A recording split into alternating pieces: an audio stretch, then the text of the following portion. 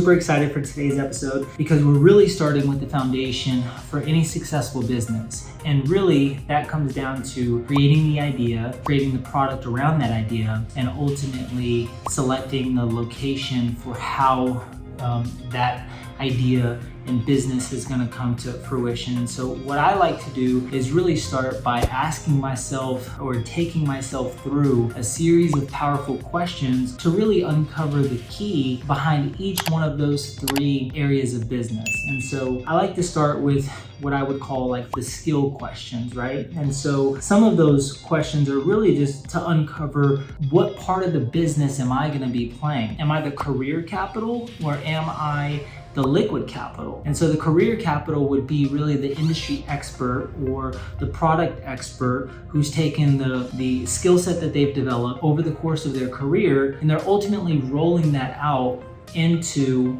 a new business venture, right? Then you would have the liquid capital, which would essentially be anyone who is really just investing in any business venture. And so in all of the businesses that I've created, I've always been the career capital. I've always been the product expert, the industry expert, and partnered with successful entrepreneurs or successful investors in order to have them be the liquid capital within the venture. So first step really in uncovering any business idea is ultimately going to be deciding whether or not you're the career capital or if you are the liquid capital. Once you've determined which capital field you play the part in, the next step is to really uncover what the business idea is going to be about. And so the way that I look at it, again, because I've always been the career capital, is I take myself through a series of questions that ultimately unlocks that information for me. So the first question is, what are you good at? If I was to ask you that question right now, what are you good at? That's ultimately going to be the number one question for you to ask yourself in order to uncover the business idea that's right for you. The second question would be, what have you spent most of your life focusing on, right? So what are you good at? And what have you spent most of your life focusing on? The third question would be, what skills have you acquired during that time? So if you're in the restaurant business, right, and you're really good at leading people and the skills that you've acquired have been restaurant management skills, then it may be fitting that you start a restaurant business. That's what the case was for me. I spent most of my career as a manager within the restaurant business. The next question would be, what problem are you solving? Ultimately, the number one way to start any business is to solve a problem, because the only way that people do business is if they have a problem in their life. I'm hungry, so therefore I go to a restaurant to solve the problem of my hunger. That business provides the food, which is the result or the solution to my problem. The next question that I would empower you to ask yourself is, how are you going to bring more value than anybody else in the world? Sure, you want to start a clothing brand, but how are you going to start that clothing brand and bring more value than anybody else in the world? Ultimately, business is about value. This channel is called the Value Exchange. And so your number one goal when opening a business is to determine what problem you're going to solve and how through solving that problem, you're going to bring more value than anyone else in the world. And then the last question that I always ask myself is there a mission or a cause that you're willing to devote your entire life towards fulfilling? And the reason why that's such an empowering and an important question to ask is because you may have developed through your career capital, kind of collection of experience, you may have developed a real desire and a real passion for a particular business area, but it doesn't mean you're willing to devote the rest of your life towards that cause or that mission. And so I think it's super important that through the process of uncovering what those skills are that you have acquired and how that can be turned into a business idea, I think it's super important that you also ask the following question of, is there a mission or a cause that you're willing to devote your life to? So for us, particularly with Craft Pies, when we created the brand, our experience, our skills lied within the restaurant business. But the cause that we were willing to commit and devote our life to was what we ultimately founded as our purpose within the company, which was creating a community of happiness through good vibes. And so through our leadership development, through our coaching, through our mentoring of our entry-level staff members and our managers, we ultimately fulfill our cause, which is a lifelong journey of creating a community of happiness through good vibes for our company and for our communities, right? And so really those are the keys for what it takes to uncover what skills you have. And those are the questions that I would ask to really dig in and again, uncover the skills for what your business idea could be based on. But the challenge is that once you have the business, you have the understanding of the skills, now you have to figure out, how do I turn those skills or that mission or that cause or those things that I've accumulated over my career, how do I turn that into an actual product or a business? And so again, just like I ask myself questions to create the business idea, I then have to ask myself questions on how to turn those ideas or skill sets into a product and ultimately a business. And so the first question that I always ask myself is, am I creating my own idea or am I buying someone else's business, product, or their idea? I can uncover my skill sets and I can uncover what the mission is and what the cause is and really what I've excelled at in my career, but am I willing to create my own brand, my own product, my own service, or am I looking to acquire and buy someone else's business because my skill sets would ultimately lead to me doing a better job than what that current business owner is doing? The first question is, are you going to create your own business idea and your own product or service, or are you going to purchase and buy someone else's? That could be in the form of a franchise. That could be in the form of, taking over a struggling business. And so there's a phenomenal book that I read called Buy, Then Build, and I'll put a link to that in the description. But ultimately in that book, what they talk about is the idea that it's better to buy an existing business because it already has somewhat of a proof of concept, and it walks you through the method of how to actually buy that business for the right price, how to do the demographic studies, and all of the things that encompass buying a business. That book walks you through that process so then you can make the decision on what's best for you. Do you want to create your own business idea or your product, or do you want to buy and then build a business? So again, I'll put a link to that in the description for you to check that book out if you're interested. And so the next thing is that if you're gonna buy and then build it, do you believe in the product that's actually that company has? And the reason why that's so important is because you've already uncovered step one, the skill sets and the cause that you're looking to devote your life to. And so if you're willing to devote your life to a cause, but you don't agree or align with the product, then there's a conflict of interest. And so if you're gonna buy someone else's business, then you have to ensure that you align with the product or service that company is selling. And then once you determine whether you align with it, what's almost just as important, if not more important, is does the consumer agree and align with the product or service that's being sold? And once you think that you know the answer to that, the follow-up question is, how do you know? How do you know? What market research are you doing to prove that this is the right product that aligns not only with you, but with the consumer? And so there's a lot of digging and uncovering and a lot of impactful questions that have to be asked in order to uncover that. And so you've determined whether or not you're gonna buy and then build a business or whether you're gonna create your own. And so if you're going to create your own, the next question that I always ask is, what skills are you currently lacking? So in step one, we determined what skills you currently have. Step two, we're determining which direction you're gonna go as far as creating a business or a product from those skills. And then kind of the step 2.5 is, what skills are you currently lacking on whether or not that product or service can be fully executed by you and you alone. And I'll give you an example. When I started Craft Pies, I was what I would call the visionary, the entrepreneur, but I didn't have the skill sets of the time to run the business, and I also didn't have the financial means. I was very much so lacking in the kitchen and product expert side. So I partnered with two different individuals to ensure that we would have the highest likelihood of success when creating the brand. And so I had to go through a discovery process to really figure out what it was I was lacking in my business, or in my skill set more so, to really uncover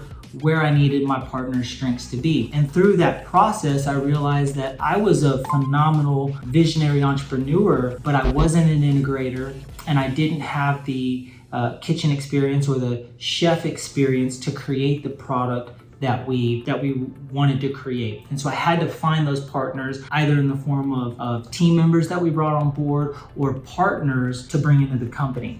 And so again, those are just some very quick, questions and ways to dig and uncover what really is the ultimate goal of creating the business idea. Now, step 3. So in step 1, we really determined what your skill sets were and how you were gonna monetize those skill sets. Step 2, we figured out the vehicle in which you were gonna monetize those skill sets. So whether you were gonna start a restaurant, whether you were gonna start, an electrical business, you're gonna start your own electrical contracting company, whatever the case is, right? And then step 2.5, you have to figure out, are you gonna be the product expert completely, or do you need to bring on team members to assist you with that? Through the process of bringing those team members on board, are you going to create a product from scratch, or are you gonna buy someone else's product or their company and then build it from there? And then step 3 is really selecting the right location for your business. And so I mentioned earlier a t-shirt business. Well, if you're gonna start a retail t-shirt business, are you gonna do that in the form of e-commerce, or are you gonna do that in a traditional brick and mortar store? And so again, you have to go through this discovery process of asking yourself a multitude of questions in order to uncover what the right location is for the business that you're starting. And so some of those questions that I ask myself is, what ultimately makes the most sense? Online, brick and mortar, a kiosk, a food truck? What ultimately makes the most sense for my vision? That's the first question that I ask. The second question that I ask is, are you picking the location because you want the restaurant here, or are you picking the location because there's a restaurant here? Again, that goes back to the buy then build versus creating your own business from scratch. And so the reason why that's so important is because I've found many phenomenal locations that would have fit our a restaurant. The challenge is that they wouldn't have fit the restaurant that I was growing at that time. And so how is that possible? Well, that's possible based on demographics. That's possible based on there being competition in the area.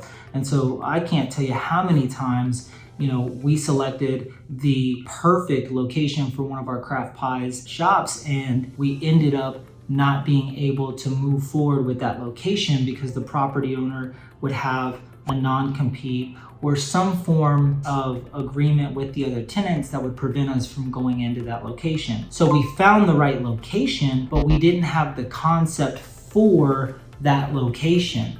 And we then started thinking, well, how can we maximize that location because we don't want to miss out on it? That turns into, again, all part of the idea building process towards creating the business is sometimes you think you have the product, but then you find the location. So then you have to create a different product to fit that location. The other half of that question was, or are you buying or wanting that location because there's a restaurant already there that you're wanting to take over? And that's what ended up being the case with us and with our Craft Pies brand. Is the first location that we ended up taking over or opening was a failed pizza restaurant. There was 4 or 5 different operators who had gone into that location before us and ultimately had failed. And so when we took over that location, it was really more so just a proof of concept. And then from that proof of concept, we would be able to grow the brand. But again, we found the location, not because it was the greatest location demographic wise, or it was where we wanted to be, or any of that information. It gave us the ability to open up a restaurant, which was our ultimate goal based on our skill set and based on how to monetize that skill set, right? So our skill set was the restaurant business. We were going to monetize it through creating a restaurant. The third step was finding the location to be able to monetize it, whether it was a location that was completely brand new and that we were going to have to build out from scratch, or whether it was an existing business that we could take over. It just so happened that for us, it was taking over an existing business. A couple other questions regarding selecting the right real estate or the right location is, what metrics are you using to determine whether or not that's the right location? Are you looking at density? Are you looking at traffic patterns? Are you looking at average household income? Are you looking at the mouth to option ratio? You want to determine those metrics because those metrics are ultimately valuable data, which are going to give you the ability to make the most informed decision possible. That's just my strategy for going through really what I would consider kind of the 3 keys to uncovering any business idea, which is step 1, uncovering your skill sets to determine the idea. Step 2, figuring out the vehicle of how to monetize that skill set. Step 3 would be selecting the location. And so through that process of asking yourself all of these different questions within those categories, I really feel like you can create any business idea and really maximize it to the fullest and have the best opportunity to succeed, because it's all predicated on the skills that you possess, the skills that you're lacking, and how you're going to partner with those inadequacies, and where that location is going to be to maximize your opportunity for success. And so that is the 3 keys for the day. Now, the second part of this show, again, I want to get into some Q&A questions that we've had come in, both in the comment section as well as on our website, vxsystem.training. You can go there and chat with me, send in any questions. We do free strategy calls and all sorts of consulting and different things like that. So if you're interested, that link will be down in the description as well. And so let's get into some of the Q&A.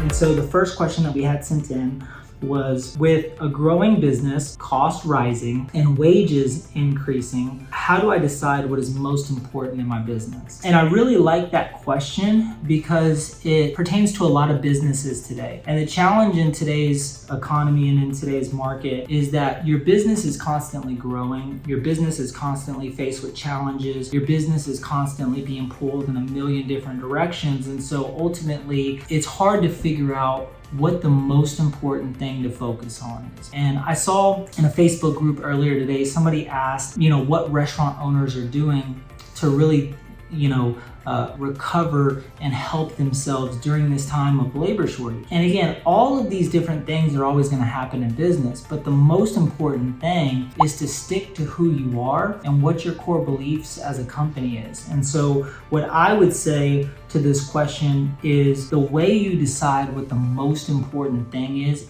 in your business is by identifying those core beliefs before your business starts. Because before you even start your business, if you create your core beliefs, no matter what obstacle comes up, you always know that your purpose, your core values, your brand promise, those are the most important things. Everything else is just a distraction in business. Focusing on your core beliefs is the only way you'll ever have a shot at succeeding when all of these different challenges arise. And so for us as a company with Craft Pies, our purpose is to create a community of happiness through good vibes. That doesn't change when wages are going up. That doesn't change when labor shortages are happening. That doesn't change with crazy inflation. Our purpose as a company is our purpose as a company. That'll never change. And so the very first thing that we decide on is most important is our core beliefs. And so that's our purpose. And then from your purpose, you're developing what I call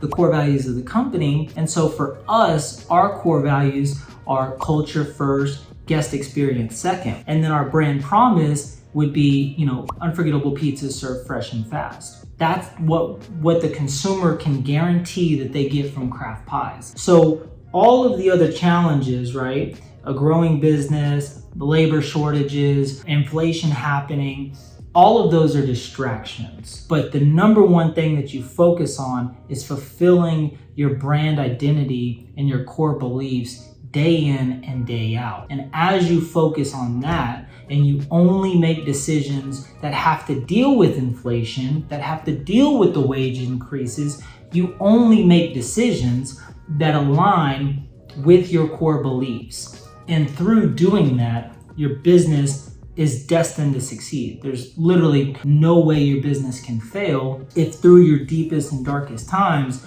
you still are aligned with your core beliefs as a company. So great question. Thank you for submitting that. And again, any questions that you have, feel free to comment down below. Hit the like button if you like this content and you want to see more of it. Again, the more questions that you submit, the more nuggets that we can give, the more information that we can share, and the more businesses we can help impact. So the next question that we had is, what are some obstacles and costs you encountered in opening and growing a company that you didn't anticipate before getting started? What I can say to that is literally everything. When we started our first location, we had $30,000. And I've told this to dozens and dozens of people, and every time I do, the response is always the same. There's no way you can start a business, especially a restaurant, with only $30,000. And I tell them it takes being extremely resourceful, but it's absolutely something that you can do. And so for us, we totally underestimated all costs, all expenses associated with the business. But our first location was kind of a different animal. So if I was looking at our second, third, fourth, fifth, and sixth locations now that we've opened, I would say that the biggest expenses that we didn't really budget for are all of the costs associated with build out and with the fulfillment of the build out and opening a new restaurant administrative wise. And so what I mean by that is all of the planning,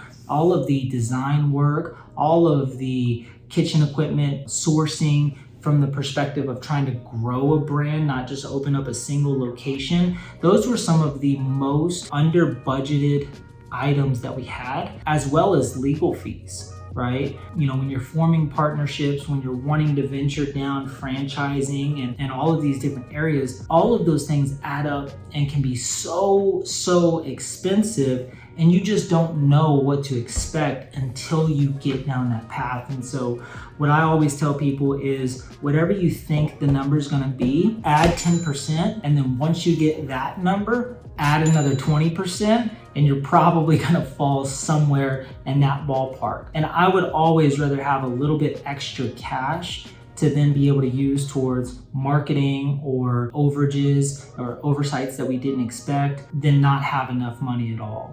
So great question. Again, thank you for submitting that. And then the last question, how do you define success? And so for me, success is the constant fulfillment of the things that are most important to you. And I really never feel like you arrive at success, but I definitely feel like you can feel successful when you're constantly pursuing the things that are important to you. And so as my wife and I were looking at 2022 really as the building block for the Robinson family and for what we want to accomplish and how we want to be multi-generational visionaries for our family, we ultimately looked at the areas of our life that we weren't paying enough attention to. And so we didn't feel successful, even though we've made great money and we have really made an impact on people, I would say, whether big or small, however you would define it. I feel like we have made an impact on people, but we ultimately didn't feel successful because the areas of our lives that we had goals set in, we weren't really pushing ourselves to accomplish those areas as much as we were others. And so for me, it all comes down to success is really determined on going after and accomplishing things that are important to you. And so I don't think money is necessarily determination of success. Some people would view it like that. I don't. I don't think that time is a definition of success, because again, some people value those things and some people don't. And so it's all based on what you value and your constant pursuit towards fulfilling those desires or values that you have is what ultimately I feel makes you successful. Thank you all for tuning in. We will be doing these shows every week. If you haven't already, smash that like button, hit the subscribe button, turn on post notifications so every time we go live or one of these videos comes out, you'll be notified and you'll be able to receive it. Thank you so much to the Value Exchange community, everyone involved with Craft Pies. I'm excited to see where this channel goes and how we can continue to help businesses create, execute, and scale their brands. See you soon.